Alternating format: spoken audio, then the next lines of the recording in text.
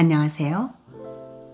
귀로 여는 세상, 영심이의 책방 가족 여러분 환영합니다. 오늘의 작품은 문순태 작가의 타오르는 강, 함께 감상하시겠습니다. 타오르는 강, 문순태 제4부 개항.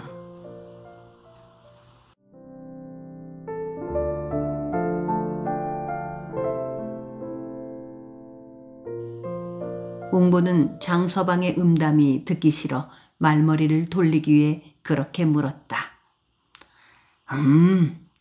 히가시야마 사장님, 그 양반이 영산포에 큰 농장을 맹그신단거만. 농장이라뇨? 농장도 몰라. 땅을 많이 사서 그 주인이 되신다 이거요. 그러면 지주가 되는 것이로구만이라. 이때면 그러제. 어째서 외놈이 영산포서 지주 노릇을 한단 거라오. 웅부의 말 속에 가시가 들어있다는 것을 감지한 장서방이 잠시 뜨악한 눈으로 마주 보았다. 그때 술상이 들어왔다. 술상을 들고 들어온 것은 접시꽃 같은 논단이가 아니고 잠시 전에 그들을 안내해 주었던 광대뼈였다. 접시꽃은 왜 안 오는가? 어젯밤에 해굿값을 듬뿍 주었는디. 웅부한테 가시 놓친 말을 듣게 되어 심사가 뒤틀린 장서방은 애꿎은 광대뼈 안악만 타박하였다. 뒷간에 갔은께 금세 올 걸그로만요. 쬐게만 참으시고 우선 목이나 축이시오. 광대뼈 안악이 넉살을 떨며 장서방의 잔에 술을 가득 채웠다. 드십시다요. 웅부가 술사발을 들고 장서방이 먼저 마시기를 기다렸다. 그제야 장서방은 다소 얼굴을 누그러뜨리더니 단숨에 잔을 비웠다. 그런디 히가시야만가 하는 일본 사람을 왜 만나실라요? 웅부도 잔을 반쯤 비우고 나서 장서방을 보며 물었다. 농장 관리를 맡을 사람을 구한다는 소식을 듣고. 장서방이 말끝을 흐렸다. 말하자면 마름 노릇을 하시고 싶어서 그러시는구먼. 일테면 그러제. 일본 사람들이 조선에 와서 양반이 되는구만이라. 웅보는 반쯤 남은 술잔을 마저 비우고 나서 푸념처럼 말했다. 그는 일본 사람들이 영산포 주변에서 땅을 사들인다는 소식은 얼핏 들어 알고 있는 터였지만 설마 그런 일이 있을 수 있을까 하고 믿지를 않았었다. 그런데 그것이 사실이라니 한숨이 나왔다. 새끼네 우리 땅도 그 사람이 샀나며?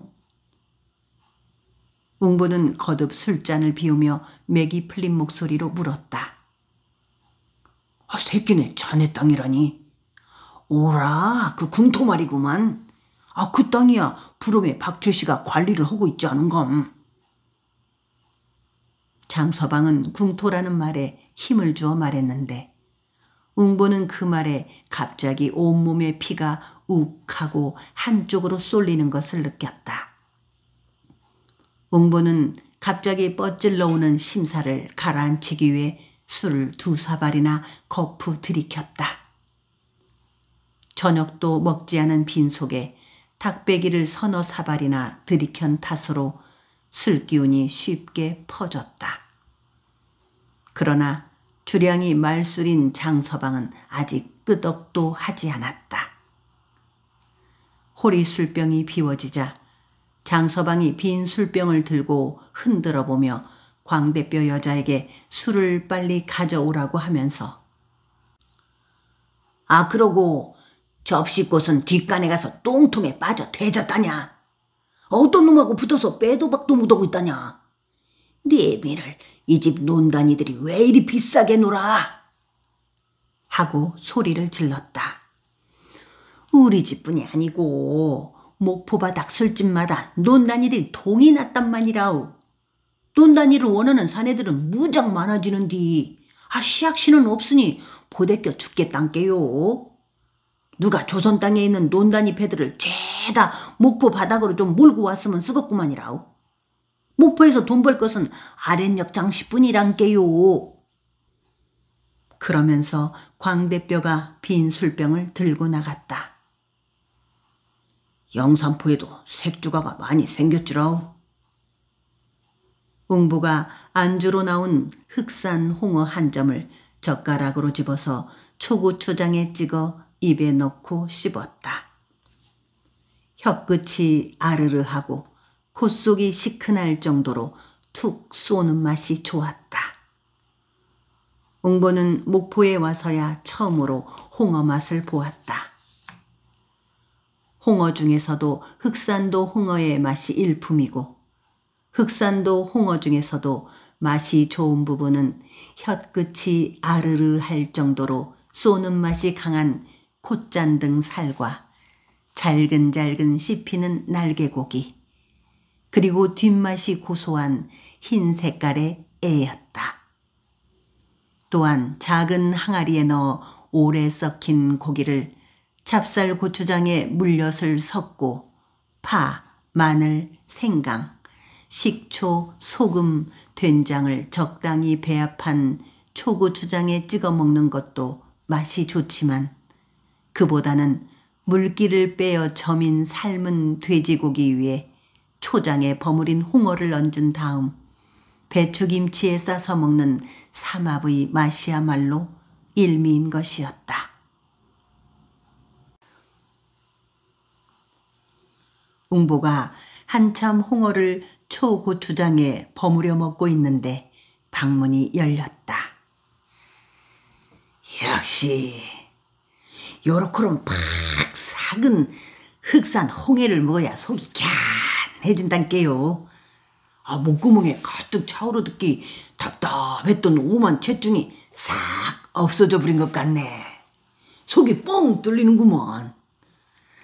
아이고, 볼 것 못 볼 것 보고 뒤집어진 속이 뻥 뚫리는구만.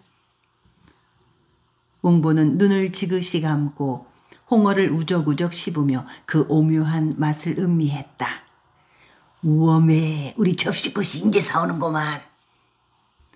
웅보는 장서방이 엉덩이를 들썩거리며 사족을 못쓰고 혀끝을 돌려대는 소리에도 고개를 들지 않았다. 더욱이 웅보는 문 쪽의 벽에 등을 대고 앉아 있었기 때문에 장서방이 접시꽃이라고 부르는 여인이 방에 들어오기 전에는 고개를 돌려야 얼굴을 바로 볼 수가 있었다. 웅보는 논다니 여인의 얼굴에는 관심도 없었기 때문에 고개를 들기조차 싫었다. 그는 고개를 들지 않아도 논다니 여인이 장서방의 옆에 찰싹 붙어 앉아 있다는 것을 알았다. 어이, 이보게, 접시꽃 맹키로 생긴 이 여자가 내 맘에 꽉 들어버렸단께. 장서방이 웅보를 향해 말을 했을 때에야 그는 천천히 고개를 들고 그의 앞에 앉아있는 논다니를 얼핏 마주보았다. 순간 웅보는 홍어를 한 입 문 채 모든 동작을 멈추고 말았다. 그는 너무 놀라 눈을 크게 뜨고 천정을 쳐다보았다. 그의 앞에 앉아있는 논다니는 다름 아닌 새끼네 천서방의 딸 방울이였던 것이다. 방울이는 웅보를 대하고도 별로 놀라는 기색이 보이지 않았다. 방울이는 되레 웅보 아저씨도 이런 데를 드나드는 걸 보니 어쩔 수 없는 사내로구만요 하고 마음속으로 냉소를 보내고 있는 얼굴로 입가에 야릇한 웃음을 피우며 그를 똑바로 바라보았다. 수치심을 느낀 것은 웅보 쪽이었다. 아저씨를 몇 번 봤었구만이라오. 미국 창에서 이러기 싫어? 방울이가 먼저 입을 열었다. 웅부는 아무 대꾸도 못했다. 방울이는 암시랑도 안 하라오.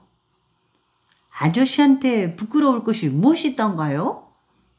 뭐 아저씨한테 부끄러움을 당한 것은 아저씨가 방울이 한문을 들여다봤을 때였단께요. 다시 방울이가 야릇하게 웃어 보이며 말했다. 방울이는 그들이 함께 새끼내에 살 때 그녀가 개를 삶아먹고 뒷구멍이 막혀있던 것을 웅보가 대꼬챙이로 개 껍질들을 꺼내주었던 일을 말하고 있는 것이었다. 아니, 서로 아는 사이요? 장서방이 놀란 얼굴로 두 사람을 번갈아 보며 누구에게랄 것도 없이 큰 소리로 물었다. 놀래지 마시고 술이나 드시오. 방울이가 웅부의 잔을 채우며 말했다. 방울이한테서 분냄새가 짙게 풍겼다. 웅부는 방울이에게 어떤 연유로 색주집의 논단이 신세가 되었느냐고 묻지를 않았다. 그녀의 아버지 천서방의 소식이라도 묻고 싶었으나 도무지 입이 열리지 않는 것이었다. 웅부는 문득 10여 년 전에 영산포의 버드나무 주막에서 그녀 아버지 천서방이 아직 15살도 안 되어 보이는 방울이를 쌀 7가마니를 받고 술집에 팔아 넘기려고 했던 때를 떠올렸다. 그때 방울이는 겁에 질려 있었다. 딸의 손목을 비틀어 잡고 있던 천서방의 눈에는 철쭉 꽃잎 같은 핏발이 서 있었다. 웅보는 그때 방울이가 너무 불쌍하게 보여 자기가 쌀 10가마니에 사겠으니 하루만 기다려달라고 부탁하고 나주 양진사 댁으로 찾아가서 유씨 부인에게 어음을 받아왔던 것이었다. 그러나 웅보는 천서방에게 쌀 10가마니를 주지 않고 그의 가족들을 새끼내로 데리고 와서 유씨 부인에게 가져온 쌀 10가마니를 잡곡으로 바꾸어 두레살이를 하게 된 것이었다. 함께 새끼내를 떠나 목포에 옮겨온 후 1년쯤 있다가 천서방은 어부가 되겠다면서 섬으로 들어가서는 여태껏 소식이 없었다. 그러던 차에 천서방의 딸 방울이를 뜻밖의 색주가에서 만났으니 놀라지 않을 수가 없었다. 웅보는 방울이에게 묻고 싶은 것이 한두 가지가 아니었다. 부모들이 새끼내를 떠나오기 전에 몽탄으로 시집을 가서 아들, 딸, 남매를 낳고 잘 산다는 소식을 들었는데 어찌하여 목포 색주가에 빌붙어서 몸을 파는 논단이 신세가 되었으며 섬으로 들어간 부모의 소식은 알고 있는지 물어보고 싶었던 것이다. 그러나 웅부는 아무 말도 입을 열 수가 없었다. 방울이가 논단이가 된 것은 필시 그만한 사연이 있을 터이고 섬으로 들어간 천서방이 그 후로 한 번도 소식이 없는 것은 아직 사는데 여유가 없기 때문인 것으로 짐작하고 있었기 때문이다. 그리고 방울이가 논단이가 된 사연을 듣게 되면 되레 마음만 아플 것이란 생각이 들기도 하였다. 웅부는 방울이가 채워준 술잔에는 손도 대지 않은 채 벌떡 일어섰다. 자네 왜 이러는가? 장서방이 웅부의 바지가랑이를 붙잡고 물었다. 원참 가봐야겠구만요. 가다니 어째서? 오랜만에 만났는디 그냥 헤어진단 말인가? 아니구만이라오. 그냥 가봐야 쓰겄단 게요. 그러면서 웅부는 방문을 박차고 나와 미투리를 꿰기가 바쁘게 주막을 나갔다. 방울이는 그를 붙잡지도 따라 나오지도 않았다. 장서방만이 큰 소리로 웅부의 이름을 거듭 외쳐 불렀을 뿐이었다. 주막에서 나온 웅보는 집으로 향하지 않고 선창으로 나갔다. 차가운 바닷바람이라도 좀 쐬어야 기분이 맑아질 것 같았다. 그는 쌀을 일본으로 실어갈 큰 배들이 정박해 있는 선창에 나와 밤바람에 부대끼는 파도 소리를 들으며 서성거렸다. 어두운 밤하늘에는 별이 파도 소리에 놀란 듯 오들오들 떨고 있었다. 그는 문득 새끼네 쪽의 하늘을 쳐다보았다. 그는 아침에 해가 떠오르는 것을 볼 때마다 새끼네 쪽의 하늘을 쳐다보았다. 해는 언제나 새끼네 쪽 하늘에서 떠오르곤 하였다. 그는 새끼네 시절이 그리웠다. 종의 신세에서 속량이 된 천한 그들이 새끼네에 모여 땅을 일구고 마을을 만들어가던 때가 그리운 것이었다. 이제는 그때 함께 두레살이를 했던 사람들이 모래처럼 흩어져 버리고 목포에는 웅보의 친구 몇 사람만이 남아있을 뿐이었다. 웅부는 헤어진 그들을 다시 만나 함께 새끼네로 돌아가고 싶었다. 웅부는 밤바다를 향해 선창의 땅바닥에 쪼그리고 앉아서 곰방대에 불을 붙여 뻐끔뻐끔 빨았다. 그날 밤 그는 괜히 우라가 치밀기도 하고 목이 메는 듯한 슬픔에 젖기도 하였다. 색주가의 논단위로 전락한 방울이 때문이었다. 목포로 나온 새끼네 여자들 중에서 논단이 신세가 된 것은 두서너 명이나 되었다. 그러나 방울이가 논단이가 되었다는 것을 생각하면 마치 염통 한가운데에 가시가 박힌 것만큼이나 마음이 아픈 것이었다. 눅눅한 갯바람이 불어왔다. 제법 삽삽하게 느껴졌다. 바람이 불 때마다 어디선가 고리하게 썩은 냄새가 진동했다. 선창 주변에 버려진 허섭 쓰레기며 생선 썩는 냄새가 눅눅한 밤바람을 타고 퍼졌다. 웅부는 그 냄새가 마치 개항장 목포가 썩고 있는 것처럼 생각되었다. 땅과 사람들이 한꺼번에 흐물흐물 썩고 있는 것 같았다. 마음도 몸뚱이도 옴실하게 썩어 문드러져 가고 있는 것처럼 생각되었다.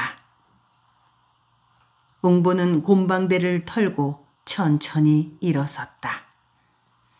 그때 선창의 야적장 쪽에서 검은 그림자 둘이 그가 서 있는 쪽으로 뛰어오는 것이 보였다. 뛰어오고 있는 그림자의 손에 작은 자루가 하나씩 들려있는 것으로 보아 그들은 야적장에서 쌀을 훔쳐 달아나고 있는 쌀 도둑들이 분명했다. 일본으로 쌀을 실어가는 화물선이 목포항에 정박해 있는 동안에는 미곡창이 넘쳤기 때문에 선창에 야적을 해두고 지켰는데 그럴 때는 늘 쌀도둑들이 파구미처럼 쌀가마니 주위를 맴돌며 쌀을 훔치곤 했다. 쌀자루를 든 두 명이 그곳에 웅부가 있는 것을 모르고 뛰어오다가 마주치게 되었다. 웅부는 그들에게 달려들어 두 팔로 한 명씩을 붙들었다. 그때 웅부의 오른손에 팔을 붙잡힌 아이가 가마를 찔러 쌀을 뺄 때 쓰는 대꼬챙이로 그의 어깨를 찔렀다. 웅부는 순간 짧게 비명을 지르기는 했지만 결코 팔을 붙잡은 손을 놓지는 않았다. 그의 오른손에 붙잡힌 아이가 다시 웅부의 어깨를 찌르려고 했을 때 그는 잽싸게 그 아이를 넘어뜨렸다. 그리고 발로 아이의 팔을 밟고 대꽃챙이를 빼앗았다. 두 아이가 모두 10살 안팎의 아직 앳된 사내 녀석들이었다. 웅보는 두 아이의 팔을 붙잡아 끌고 야적장 쪽으로 향했다. 야적장을 지키는 경비원에게 넘겨주기 위해서였다. 아저씨, 용서해 주세요. 잘못했구만이라오. 자신들이 야적장 쪽으로 끌려가고 있다는 것을 알고 웅보의 왼손에 잡힌 아이가 우는 목소리로 애원을 했다. 그러나 그의 어깨를 찔렀던 오른손에 잡힌 아이는 용서를 빌지 않고 숨을 씩씩거리고만 있었다. 웅보한테 붙잡힌 것을 분해하고 있는 듯 싶었다. 우리 동생이 굶어 죽게 생겼단께라오. 얼마나 배가 고픈지 흙을 집어먹고는 죽을 뻔했단께라오. 아저씨, 죽을 죄를 지었은게 용서해 주시오. 왼손에 붙잡힌 아이가 계속 우는 소리를 하였다. 너는 왜 나를 찌르지 않았느냐? 웅보는 잠시 걸음을 멈추어 서서 징징거리는 아이를 보며 물었다. 오른손에 붙잡힌 아이보다 약간 키가 작은 그 아이도 쌀가마니를 찌를 때 쓰는 호비칼 같은 대꽃챙이를 가지고 있었으나 그를 찌르진 않았던 것이다. 한 번도 사람을 찔러보지 못했구만이라오. 그 아이의 대답은 간단했다. 너는 사람을 찔러봤느냐? 이번에는 그의 어깨를 찔렀던 아이에게 물었다. 그러나 그 아이는 찡찡한 얼굴로 어둠 속을 뚫고 웅보를 쳐다볼 뿐 대답을 하지 않았다. 웅보는 어둠 속에서도 그 아이의 일그러진 표정을 읽을 수가 있었다. 한 번만 용서해 주시오. 우리 동생이 굶어 죽게 생겨서 죄를 졌단께라오. 키 작은 아이가 다시 매달리는 목소리로 애원을 하였다. 도둑질을 한 놈들은 벌을 받아야 한다. 웅보는 단호하게 말하며 붙잡힌 순간부터 말 한마디 없는 큰아이를 보았다. 아저씨, 그렇다면 부탁이 있구만이라오. 키 작은 아이가 웅보에게 붙잡힌 팔을 흔들며 여전히 징징 우는 목소리로 말했다. 부탁? 예, 저 혼자만 붙잡아 가시고 제 동생은 놓아주시오. 우리 동생을 놓아주시오. 키 작은 아이의 말에 웅보는 키 큰 아이를 보았다. 그리고 키 작은 아이에게 이놈이 내 동생이냐? 하고 물었다. 그래라오. 집에 동생이 넷이나 더 있구만이라오. 아저씨, 동생이 훔친 쌀을 주어서 동생을 좀 놓아주시오. 집에 있는 동생들이 이틀째 굶고 있단께라오. 키 작은 아이는 그러면서 다시 웅부의 손을 거칠게 흔들어댔다. 너 몇 살이냐? 12살이구만이라오. 동생은 11살이고. 안 되겠다. 내 놈들은 도둑질을 했으니 벌을 받아야 한다니까. 웅부는 조금 전부터 그들을 놓아줄 생각을 하면서도 그렇게 으름장을 놓고 있었다. 이 쌀이 아저씨 거요? 처음부터 찡찡한 얼굴로 말 한마디 없던 키 큰 아이가 웅보에게 따지듯 물었다. 묻는 어투가 당당했다. 웅보는 그런 그 아이의 태도에 놀랐다. 어차피 일본으로 실어갈 쌀 아닌가요? 일본으로 실어갈 쌀인지 굶어 죽어가고 있는 조선 사람들이 좀 훔쳐먹는 것이 그렇게 큰 죄가 되남요? 아저씨는 뭐 조선 사람 아닌감요? 키 큰 아이가 또렷또렷하고도 빠른 말로 다시 따져 물었다. 이놈 봐라. 웅보는 그에게 따져 묻고 있는 키 큰 아이의 얼굴이 보고 싶어졌다. 조선 사람들이 굶어 죽어가고 있는데 왜 일본으로 쌀을 실어 간단가요? 어른들은 왜 보고만 있단가요? 조선 사람들은 다 굶어 죽어도 암시랑도 안 탄가요? 아자씨는 어째서 조선 쌀을 일본으로 실어 가는 것을 보고만 있어? 웅보는 갑자기 할 말을 잃어버리고 말았다. 나를 따라오너라. 웅보는 목소리를 누그러뜨리고 나서 그들을 야적장과는 반대쪽에 있는 주막거리로 끌고 갔다. 그는 그 아이들의 얼굴을 볼 수 있는 불빛 가까이로 갔다. 키 큰 동생의 얼굴을 보고 싶었다. 웅부는 야적장에서 쌀을 훔친 형제를 데리고 미곡창 등짐꾼들이 자주 들르는 거적 주막으로 갔다. 거적을 씌워 겨우 비를 피할 수 있게 만든 간이 주막이다. 거적 주막에서는 탁배기와 시래기 국밥을 팔았다. 웅부는 거적 주막으로 그들 형제를 데리고 들어가서 시래기 국밥이라도 한 그릇씩 사주고 싶었다. 쌀자루 안 보이게 하거라. 거적 주막에 가까이 이르자 웅부가 그들에게 말했다. 그때까지도 그 아이들은 웅보가 그들을 벌주기 위해 끌고 가는 것으로만 알고 키 작은 아이는 계속 울먹이며 동생을 돌려보내달라고 매달렸으며 키 큰 아이는 조금 전 웅보에게 따져 물었던 말을 되풀이하고 있었다.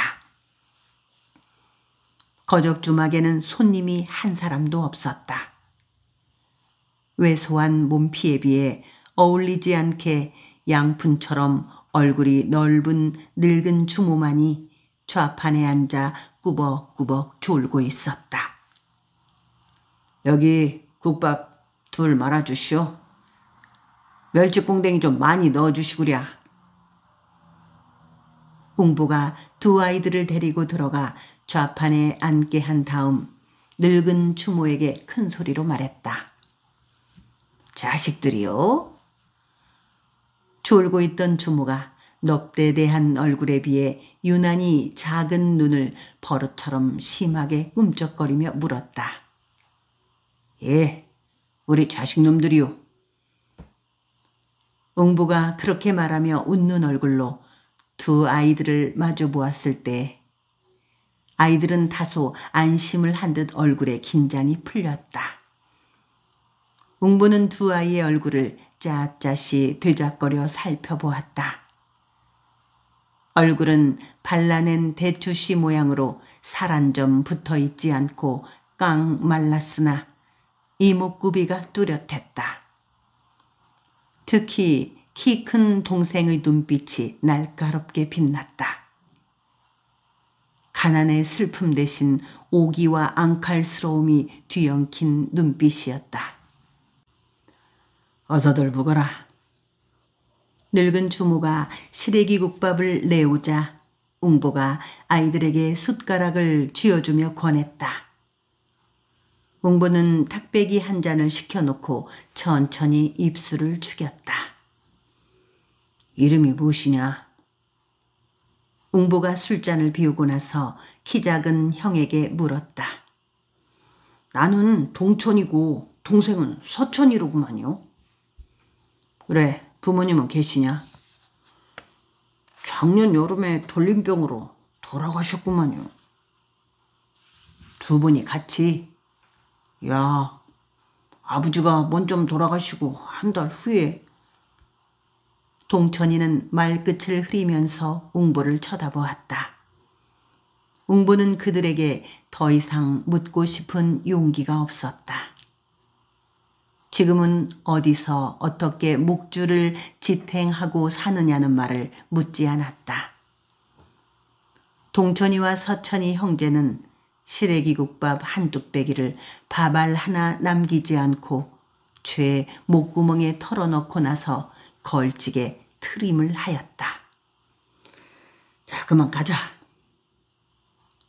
웅보는 국밥을 셈하고 일어서며 아이들에게 말하고 먼저 거적 주막을 나갔다. 뒤이어 동천이와 서천이도 지식거리며 따라왔다. 키 작은 형은 웅보에게 고마움의 미소를 보냈으나 키 큰 동생 서천이의 얼굴은 여전히 얼음처럼 차갑고 날카롭게 굳어져 있었다. 웅보는 그런 서천이가 걱정이 되었다. 자, 어서들 가봐라. 너희들 다음에는 도둑질을 해서는 안 된다. 그리고 너 서천이 절대로 일본 사람들 것은 도둑질하지 말거라. 그 사람들 것을 도둑질하면 우리를 얕잡아 본다. 알았지야? 자, 냉큼 가봐라. 그리고 어려운 일 있거든 미국 창으로 나를 찾아오거라. 웅보는 그렇게 말하고 몸을 돌려 세워 유달산 쪽으로 발걸음을 서둘렀다. 그가 20 남은 걸음 걸었을 때 두 아이들이 그를 향해 뛰어오는 발소리가 가늠할 수가 있었다. 아저씨, 이거. 아이들이 웅보 앞을 막아섰다. 그리고 키 작은 형 동천이가 쌀자루를 웅보 앞에 내밀었다. 아저씨, 이거 가져가시오. 말수가 적은 서천이가 말했다. 서천이의 얼굴은 여전히 찡찡해 있었다. 그것은 불만의 표시라기보다는 삶의 고달픔 때문에 저절로 굳어진 어쩔 수 없는 표정인 듯 싶었다. 이것을 왜 나한테 주느냐? 고마워서라우. 드릴 것이라고는 이것뿐이고. 웅보는 순간 목구멍에 걸린 가시 때문에 침을 삼키기에 불편할 때처럼 목을 때가 후둣해졌다. 이놈의 자석들. 냉큼 안 가면 다시 잡아갈란다. 웅보는 그들을 향해 벌컥 화를 내고 있었다. 그러나 마음속으로는 쓰렁하게 웃었다. 형제는 웅보가 다시 잡아가겠다는 엄포에 놀라 후두둑 어둠 속으로 달아나 버렸다. 자석들. 웅보는 그들이 사라진 어둠 속을 바라보며 혼잣말로 중얼거리고 나서 다시 걷기 시작했다.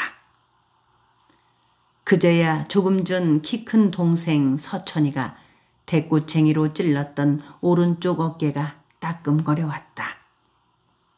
옷 속으로 손을 넣어보았더니 끈끈한 피가 닿았다. 그러나 웅보는 어깨의 상처에 대해서는 아픔을 느낄 수가 없었다. 그를 아프게 한 것은 서천이의 대꽃쟁이에 찔린 어깨가 아니라 천서방의 딸 방울이가 색주가의 논단이가 되었다는 것과 그가 선창의 야적장에서 두 아이를 붙잡았을 때 명태가시처럼 뻗센 서천이가 조선 사람들이 굶어 죽어가고 있는데 왜 어른들은 일본으로 쌀을 죄에 실어가는 것을 보고만 있느냐고 따져 묻던 말이 삼지창처럼 그의 가슴에 꽂힌 것이었다. 그날 밤 웅부는 집에 돌아가서도 그 아픔을 지울 수가 없어 잠 못 이루고 뒤척이면서 한숨만 삼켰다. 세상에 방울이가 논단이가 되었더란 맛이. 그가 아내 쌀분이에게 방울이의 이야기를 해주자 아니 방울이가 갈부가 된 것은 인혁이 어찌하요? 하고 벌떡 일어나 앉으며 따지듯 묻는 것이었다. 웅부는 장서방을 따라 주막에 갔다가 우연히 만나게 되었다고 저저히 밝혔다. 그러자 쌀분이는 여전히 앙앙지심을 사귀지 못하고는 한다는 소리가 타고난 환양기 어디로 갔을랍디요? 몰만이나 큰 년이 남정네 앞에 엉덩이 까고 들이댈 때부터 알아봤단께 하면서 옛날 방울이가 개를 삶아먹고 뒷구멍이 막혀 죽을 뻔한 것을 웅부가 대꼬챙이로 개 껍질 부스러기를 꺼내주었던 일을 다시 곱씹는 것이었다. 웅부는 그렇듯 소견머리 좁은 여자를 탓해서 무엇하라 싶어 입을 다물고 말았다. 그러나 그의 머릿속에서 논단이가 된 방울이와 쌀을 훔친 형제의 모습은 좀처럼 사라지지 않고 뚜렷하게 살아 움직이는 것을 어찌할 수가 없었다.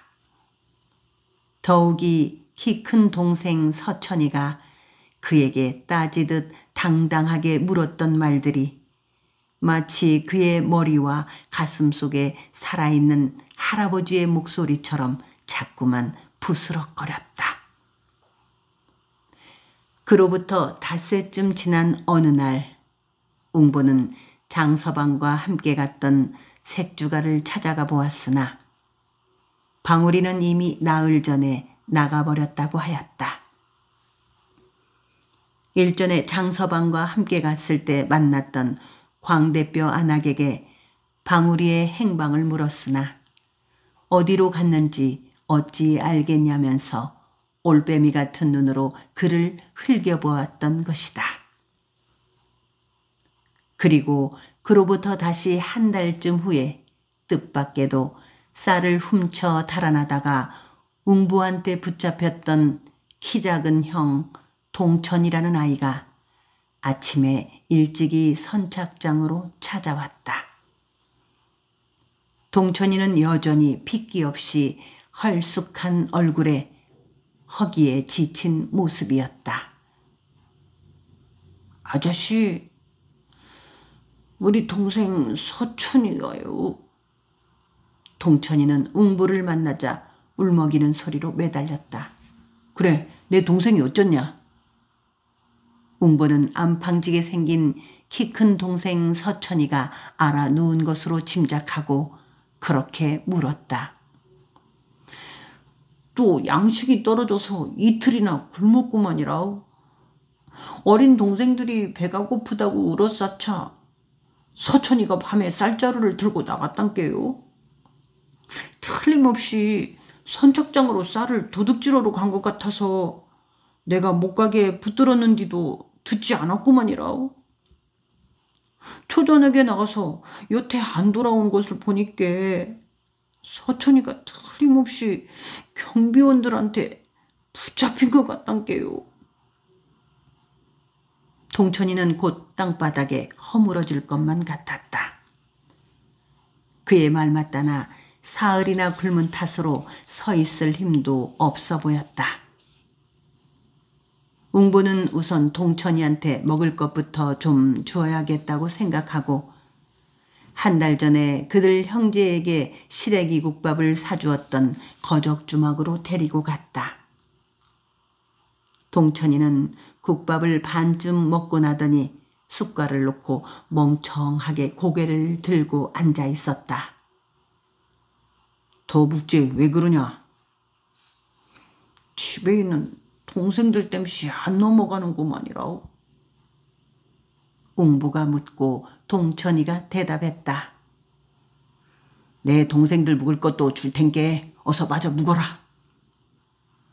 웅부가 반쯤 남은 국밥을 동천이 앞으로 당겨놓고 숟갈을 손에 쥐어주었다. 그제야 동천이는 콧물과 눈물을 함께 훌쩍거리면서 국밥을 떠넣기 시작했다. 동천이가 훌쩍거리면서 국밥을 먹고 있는 모습을 들여다보고 있는 웅부의 눈에 사흘씩이나 굶어 기력을 잃고 누워있을 동천이의 네 동생들이 밟혀왔다. 집에 가 있거라. 내가 내 동생이 어디에 붙잡혀 있는지 알아보고 쓴 게 서천이 걱정은 말고 그만 집으로 가거라. 동천이에게 국밥을 먹이고 난 웅보는 미국창 주변에서 하영일의 시작을 알리는 징소리를 기다리고 있는 친구들에게 쌀 2대 값 요량이나 될까 말까 싶은 돈을 빌려 그의 손에 쥐어주며 말했다. 동천이는 울면서 돈을 받고 돌아섰다.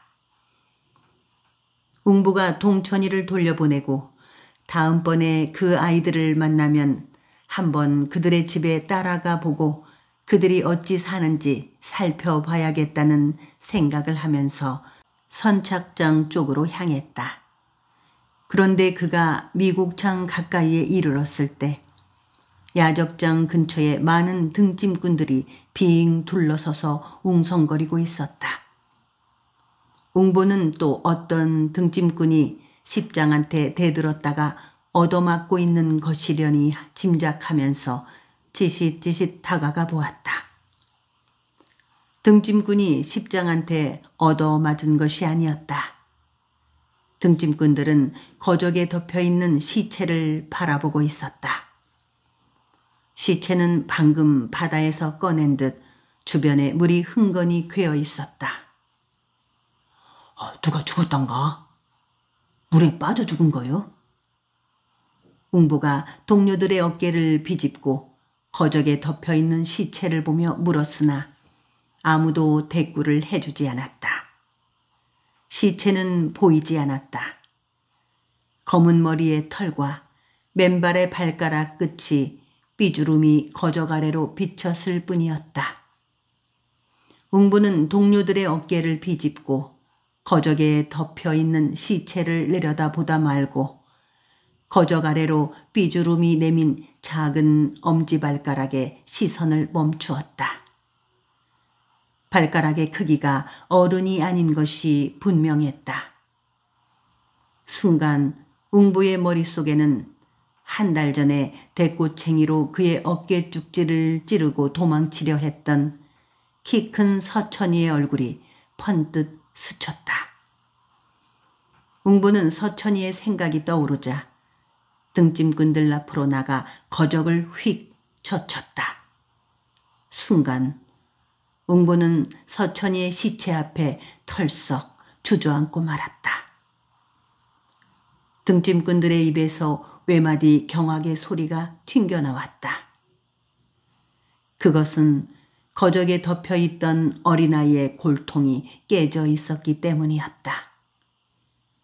그제야 그들은 그 아이가 바다에 빠져 죽은 것이 아니라는 것을 알았다. 누가 이런 짓을 했다냐? 세상에 어린 것을 골통을 깨 죽이다니. 등짐꾼들 가운데서 누구인가 혀끝을 차며 말했다. 웅부는 필시 서천이가 쌀을 훔쳐 달아나다가 경비원이 내려친 몽둥이에 맞아 죽었을 것이라고 생각했다. 그리고 서천이가 죽자 경비원들이 시체를 바다에 던져버렸을 것이었다. 언젠가도 야적장의 경비원들이 쌀을 훔쳐 달아나는 청년을 붙잡아 몽둥이 찜질을 하여 선창 바닥에 버려둔 일이 있었다. 그때 그 청년은 온종일 선창의 땅바닥에서 버르적거리고 있다가 밤이 되어서야 그의 가족들에게 업혀갔었다. 하영일이 시작되는 징소리가 울리자 시체의 주위에 둘러서 있던 등짐꾼들이 모두 그곳을 떠났다.